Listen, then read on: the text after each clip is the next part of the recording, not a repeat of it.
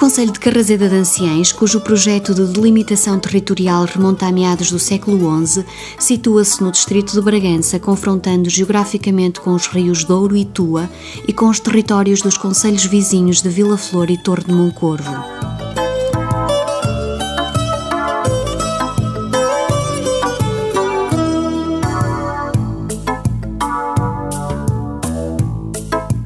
Nos seus 281,8 km², vivem hoje cerca de 7.600 habitantes, que se distribuem por 19 freguesias. Trata-se de um concelho eminentemente rural que explora economicamente uma grande variedade de recursos agrícolas.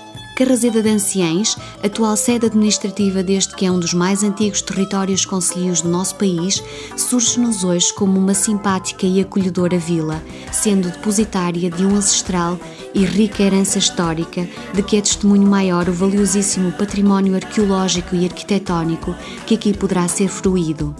De portas permanentemente escancaradas a quem o quiser visitar, o concelho de Carraseda de Anciães oferece-lhe hoje uma grande multiplicidade de motivos de interesse. Como tal, basta que os seus olhos estejam atentos e que depois a sua vontade o conduza até à descoberta de uma terra de contrastes.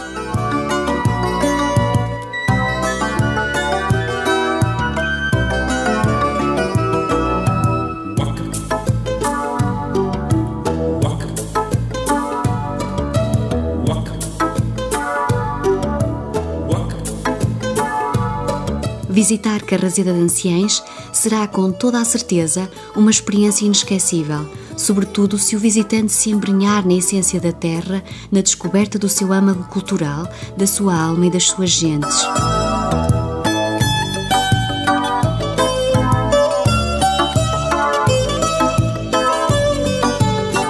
A zona terminal sul do concelho de Carraseda de Anciães abrange um extenso trecho do Vale do Douro, que é uma das paisagens mais emblemáticas do norte de Portugal.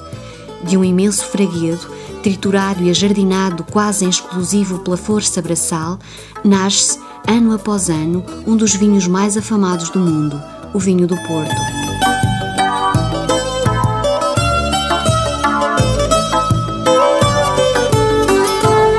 O resultado desse trabalho salta aos olhos de qualquer viajante. O duriense construiu uma das mais belas paisagens mundiais, atualmente classificada pela Unesco como Património da Humanidade.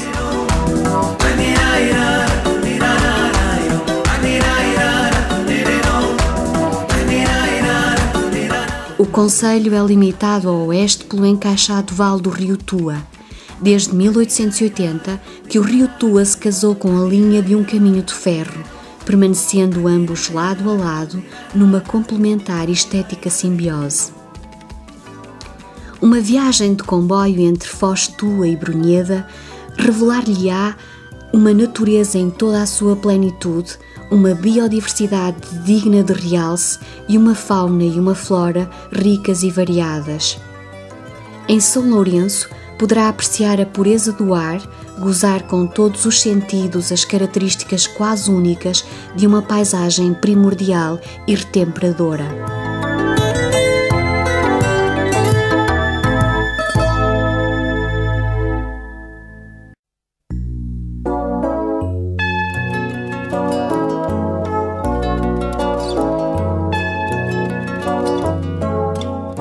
A zona do Planalto é a terra do granito, mais fria, mais áspera, mas onde a arquitetura rural exibe em muitos casos a estética proporcionada por esta pedra e, sobretudo, a sua harmoniosa funcionalidade.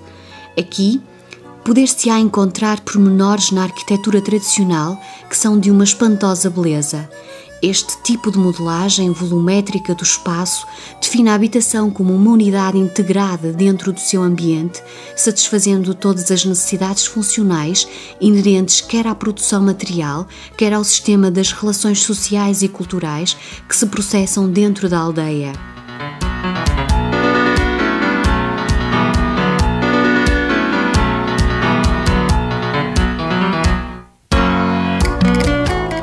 Quem viajar pelo concelho terá ainda a possibilidade de apreciar um conjunto bastante variado de outro património arquitetónico, onde se destacam algumas casas brazonadas que poderá ver em Sedores, Alganhafres e Linhares.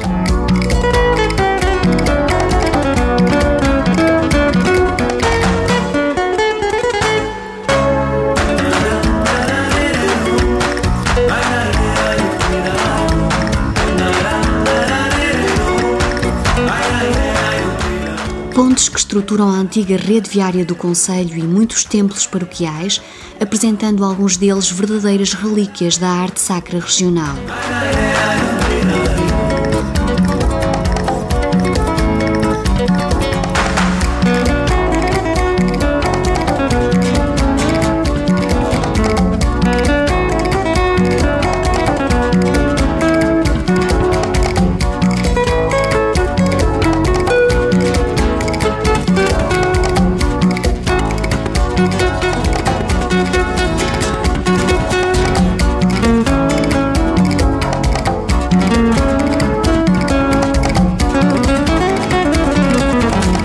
É também possível encontrar algumas estruturas vernaculares e etnográficas que ponteiam a paisagem com harmonia e simplicidade.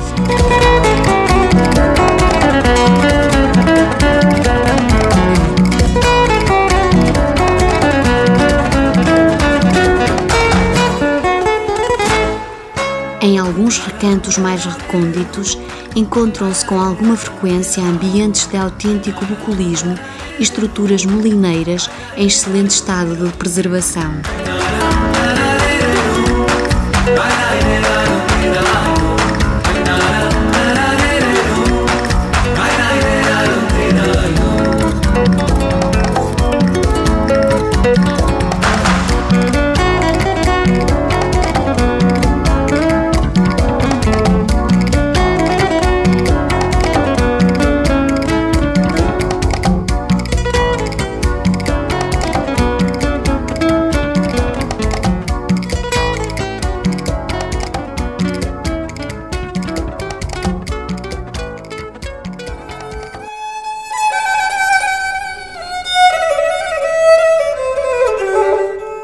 Com uma implantação geográfica que lhe confere excelentes condições naturais de defesa, o Castelo de Anciães surge-nos como uma história milenar cujo início se fixa por volta do 3º milénio a.C.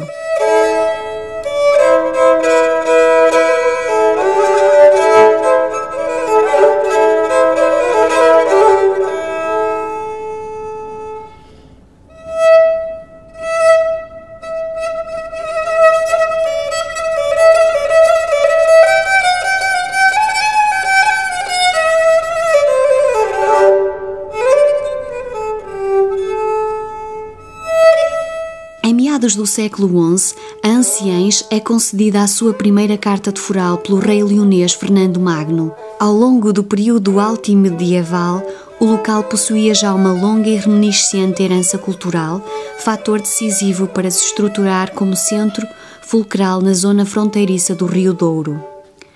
Os séculos seguintes definem um período exponencial do crescimento deste reduto amuralhado. Dom Afonso Henriques, em 1175, Sancho I, em 1198, Afonso II, em 1219 e, finalmente, Dom Manuel I, em 1510, reconhecem e promulgam forais à vila amuralhada de Anciães. Nos finais do século XV e particularmente do século XVI, uma tendência demográfica com caráter depressivo começou a atingir o local.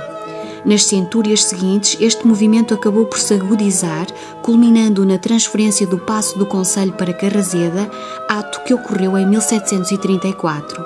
A antiga vila organizava-se em função de 2 recintos amuralhados. O primeiro constituía-se como um reduto especializado na defesa e no segundo estruturava-se a malha urbana da vila. No largo central da antiga vila erguia-se a Igreja de São Salvador.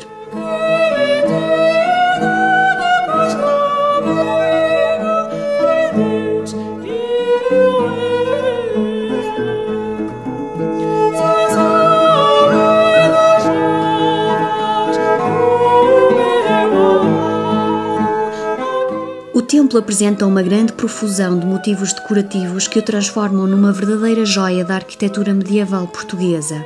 Do conjunto que se constitui por 2 corpos principais, nave e capela-mor, merece especial destaque o seu tímpano do tipo Pantocrátor, um dos 4 exemplares que existem no território nacional.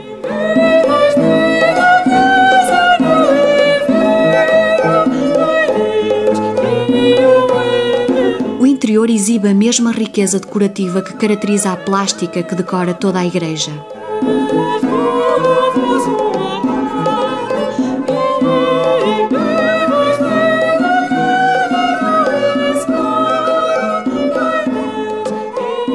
Adoçado ao portal frontal, ergue-se a Capela de Santa Maria, que constitui o panteão funerário da família Sampaio, que foram donatários de anciães até ao século XVI.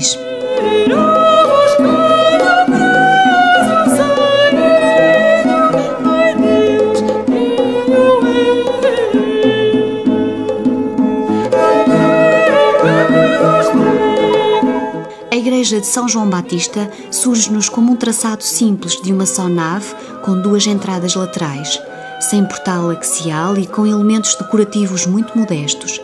Este templo acaba por constituir uma curiosidade, uma incógnita e uma surpresa no panorama do românico português. Os resultados arqueológicos até ao momento obtidos dão como praticamente adquirida uma cronologia bastante antiga para a sua fundação, podendo-se afirmar que estamos perante uma construção de raiz pré-românica com sucessivas adaptações e restauros durante a Baixa Idade Média.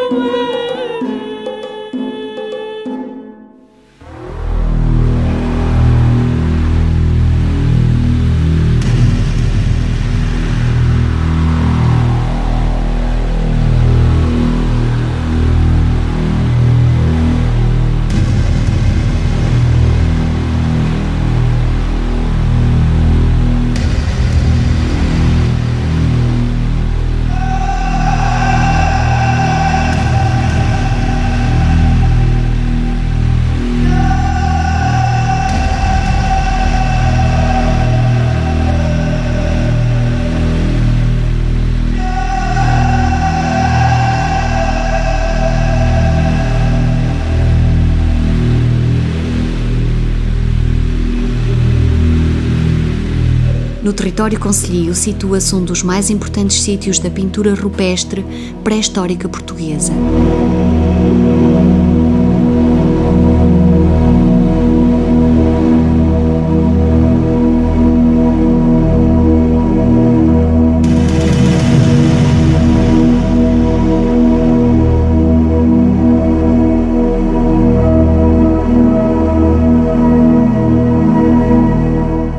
As pinturas do Caixão da Rapa são conhecidas desde o século XVIII. O painel de arte foi pela primeira vez difundido por João Pinto de Moraes e António de Sousa Pinto no manuscrito Memórias de Anciães, e desde essa altura transformou-se num dos mais emblemáticos locais da arte pré-histórica portuguesa.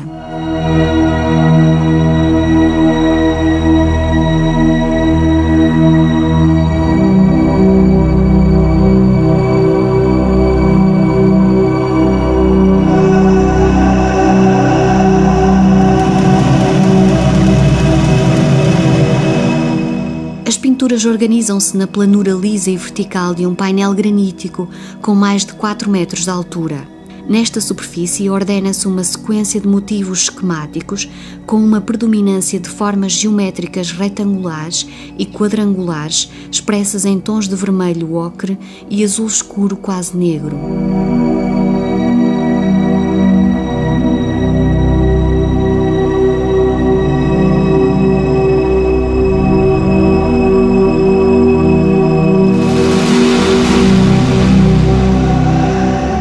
Santos Júnior, um dos arqueólogos que mais pormenorizadamente estudou a contextualização arqueológica destas pinturas rupestres, relaciona o local com uma cultura material caracterizada por numerosos fragmentos de cerâmica e outros artefactos, cuja descrição e tipologias poderão permitir a sua inclusão num horizonte cronocultural balizado entre o Calcolítico e a Idade do Bronze.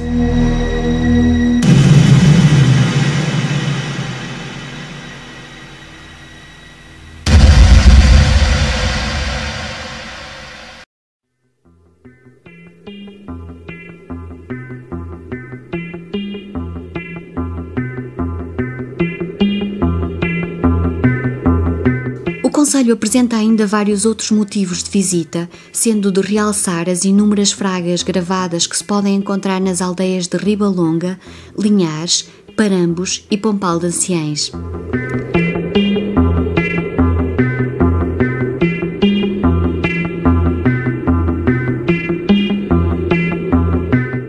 A nível do megalitismo, o concelho possui dois dos mais emblemáticos monumentos da região, a Anta de Zedes e a Anta de Vilarinho da Castanheira.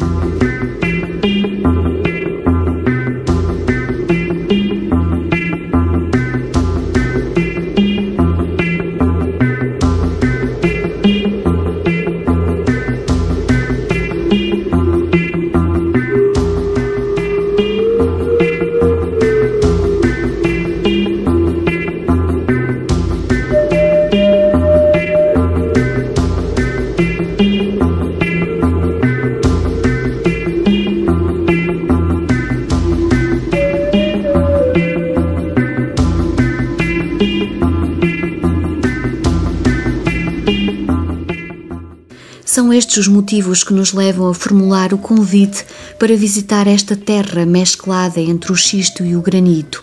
O convite está feito. As nossas portas estão permanentemente abertas. Faça então o favor de entrar.